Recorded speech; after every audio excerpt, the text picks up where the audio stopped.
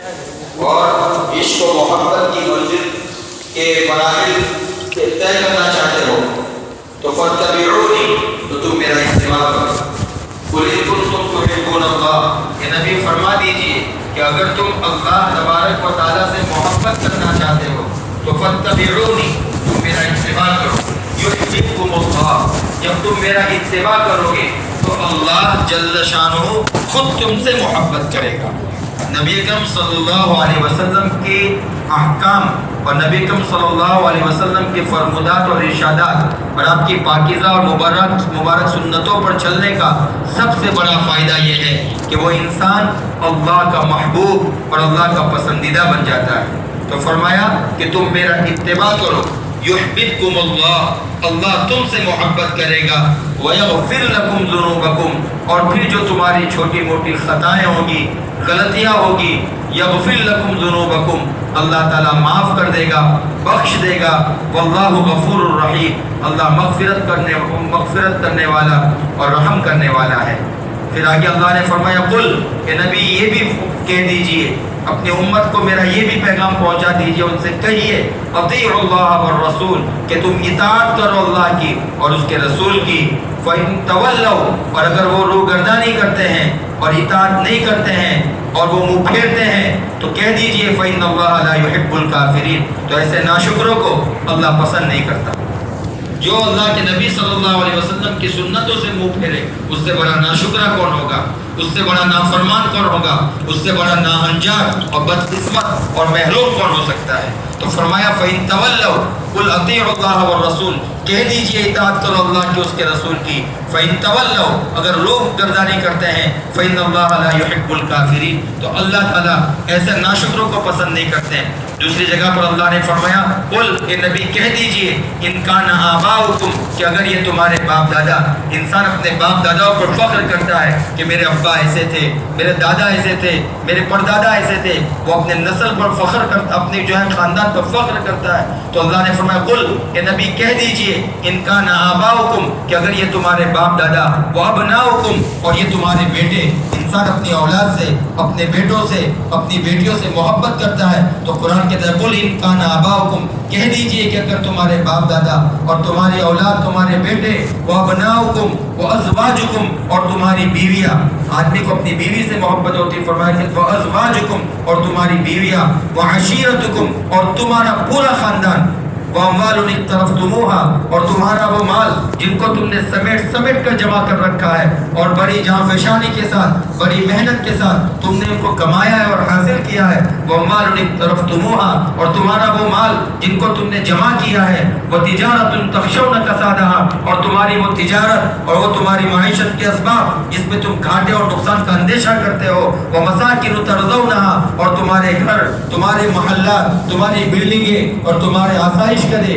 یعنی تمہارے گھر، یہ تمام چیزیں، قل ان کان آباؤکم، تمہارے باپ دادا، وابناؤکم، تمہارے بیٹے، وازواجکم، تمہاری بیویاں، وعشیرتکم، تمہارا پورا خاندان، واموال اقترفتموها، تمہارا مال، وتجارت تخشون کسادها، تمہاری تجارت، تمہاری دکانیں، ومساکن ترضونها، تمہارے گھر، محلات، باغات، یہ تمام چیزیں، احب الیکم، اگر تمہیں زیادہ محبوب ہے، زیادہ پسندیدہ ہے، ان کی محبت تمہارے دل میں زیادہ ہے، احب الیکم، کس سے زیادہ ہے، من اللہ، اللہ سے زیادہ محبت ہے، ورسولہ، اور اللہ کے رسول سے زیادہ ہے، وجہاد فی سبیلہ، اور اللہ کے دین کے واسطے محنت کرنے اور جہاد کرنے سے زیادہ، یعنی نہ صرف کہ جہاد کرے انسان، جہاد کی محبت ان تمام چیزوں سے زیادہ ہونی چاہیے، وجہاد فی سبیلی، اللہ سے زیادہ محبت، اس کے رسول سے زیادہ محبت اور اللہ کے دین کی محنت سے زیادہ محبت، اگر ان چیزوں کی تمہارے دل کے اندر ان کی محبت زیادہ ہے تو اللہ نے فرمایا فتربصوا، کہ نبی اپنی امت تک میرا یہ پیغام پہنچا دو، ان کو کہو کہ فتربصوا، تو پھر تم انتظار کرو، حتی یأتی اللہ بامرہ، یہاں تک کہ اللہ اپنا فیصلہ نازل فرمائے، واللہ لا یہدی القوم الفاسقین، اللہ ایسے فاسقوں کو اور فاجروں کو پسند نہیں کرتا، ہدایت نہیں دیتا۔ تو اللہ کے نبی صلی اللہ علیہ وسلم کی محبت دین حق میں، کہ محمد کی محبت دین حق میں شرط اول ہے، اگر ہو اسی میں کبھی تو سب کچھ نامکمل ہے۔ یہی اللہ کے نبی صلی اللہ علیہ وسلم کی محبت ہی انسان کے دل کے اندر، دماغ کے اندر جذبہ اور اس کے جو ہے جذبوں کے اندر ایک روح اور بالغی پیدا کرتی ہے، جس سے انسان کو اعمال میں اور دنیا کے میدانوں میں اس کو شریعت پر جمنے کی اس کو طاقت پیدا ہوتی ہے۔ تو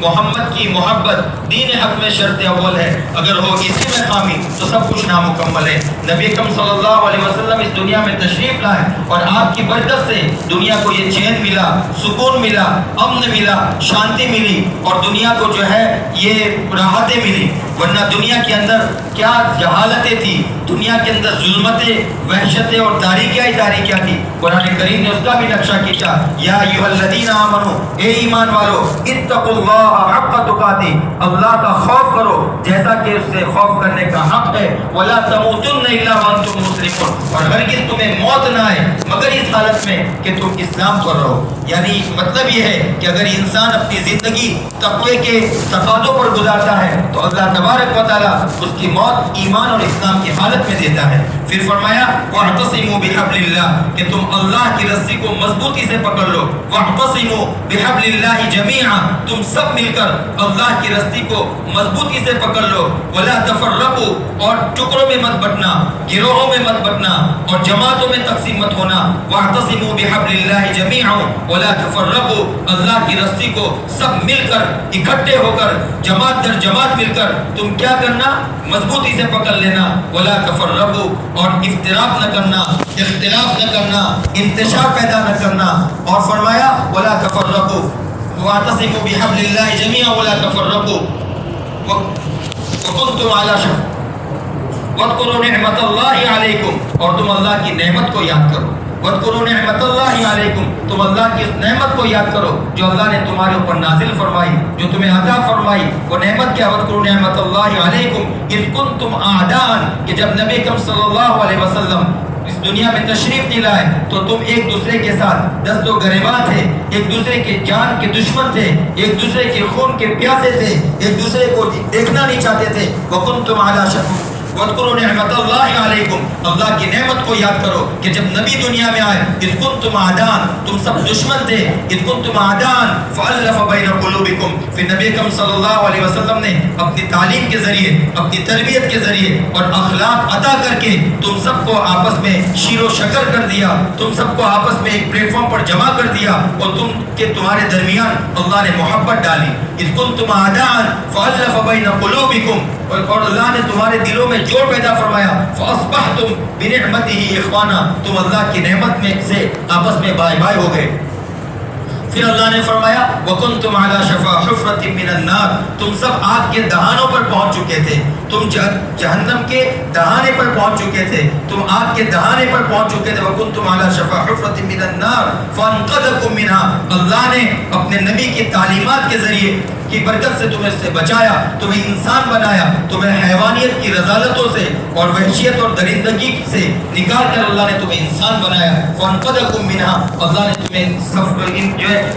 رذالتوں سے بچایا، خساستوں سے بچایا اور تمہیں رفعت اور بلندی عطا فرمائی۔ فانقذکم منها کذالک یبین اللہ لکم آیاتہ، اللہ تعالیٰ اسی طرح اپنی نشانیوں کو کھول کھول کر بیان کرتا ہے، لعلکم تہتدون، تاکہ تم ہدایت حاصل کرو۔ اللہ کے نبی صلی اللہ علیہ وسلم کی یہ سیرتیں اس لیے نہیں، سیرت پاک اس لیے نہیں تھی کہ ہم صرف زبان کے چٹکارے لیتے اور کان اور سماعت کی لذتوں کو تسکین بخشتے، بلکہ نبی اکرم صلی اللہ علیہ وسلم کی سیرت اس لیے تھی تاکہ ہم اپنی زندگیوں میں نبی اکرم صلی اللہ علیہ وسلم کی حیات طیبہ کو لے کر آتے، ہمارے ہر عمل سے، ہمارے ہر قول سے، بلکہ ہماری نگاہ کی جنبش سے نبی اکرم صلی اللہ علیہ وسلم کی سنتیں ٹپکتی ہوتی۔ تو آج دنیا کے اندر محبتیں تقسیم ہوتی، آج دنیا میں جو نفرتوں کا ماحول ہے صرف اس وجہ سے ہے کہ ہم نے اپنے نبی کے تعلیمات سے دنیا کو روشناس نہیں کرایا۔ آج ہمارا تاجر، مسلمان تاجر، یہ تو نبی اکرم صلی اللہ علیہ وسلم کی محبتوں کی بات کرتا ہے، لیکن وہ نبی اکرم صلی اللہ علیہ وسلم کے اصولوں پر کہاں چلتا ہے؟ ہماری دکانوں پہ لکھا ہوتا ہے کہ ویچے رومال پانچو لیوا منیا،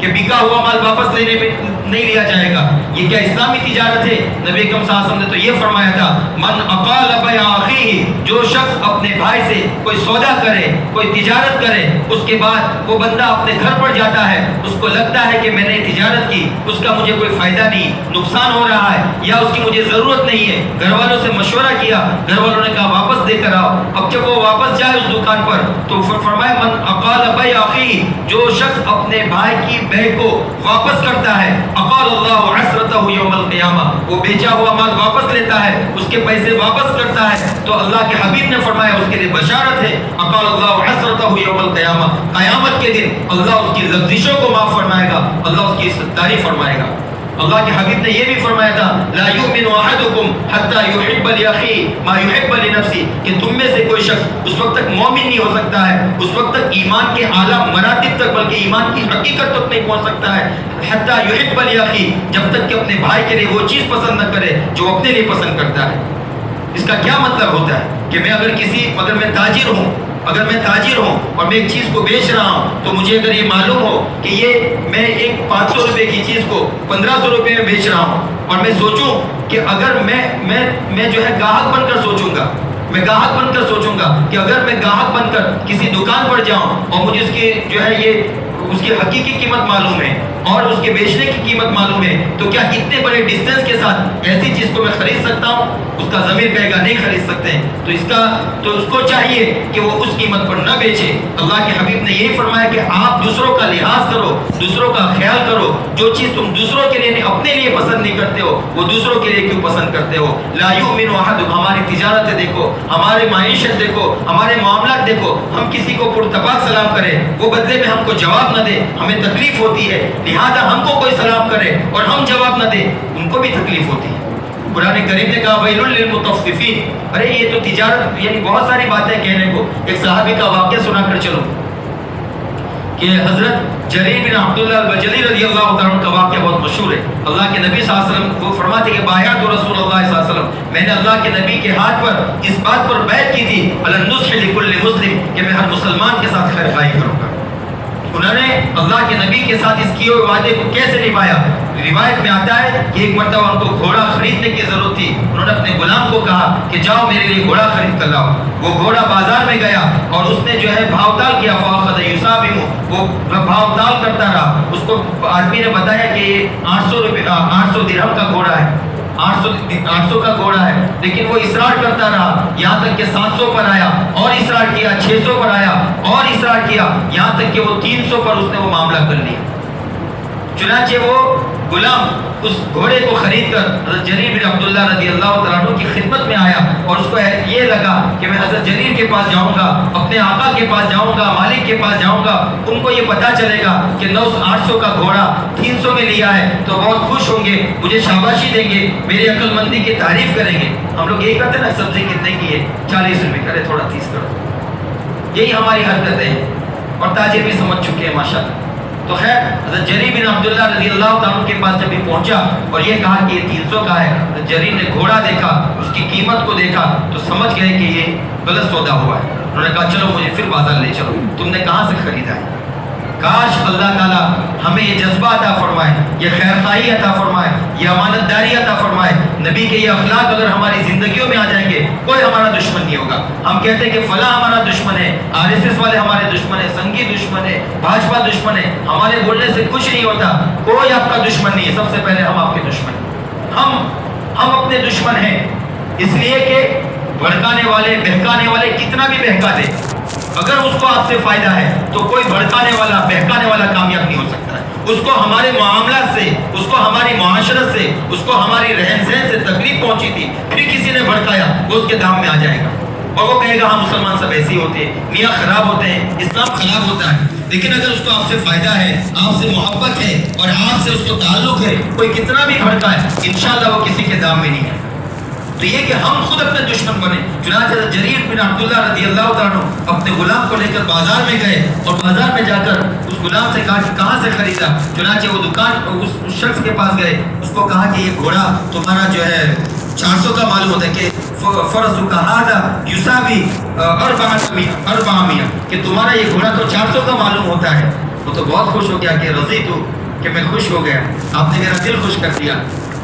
ابھی اس کے دل کو خوشی پہنچی تھی کہ حضرت نے پھر کہا کہ مجھے ایسا لگتا ہے کہ تمہارا یہ گھوڑا 500 کی قیمت کا ہے۔ اس نے کہا آپ نے صحیح فرمایا، میں اس پر بھی راضی ہوں، جزاک اللہ۔ حضرت نے فرمایا، تھوڑی دیر اس کو خوش ہوا۔ حضرت نے پھر تھوڑی دیر کے بعد آپ کو فرمایا، مجھے لگتا ہے کہ تمہارا گھوڑا 600 کا ہے۔ اس نے کہا کہ حضرت آپ نے یہ بھی ٹھیک فرمایا، اللہ آپ کو خوب جزا عطا فرمائے، اور میں اس پر بھی راضی ہوں۔ حضرت نے پھر فرمایا کہ مجھے لگتا ہے کہ تمہارا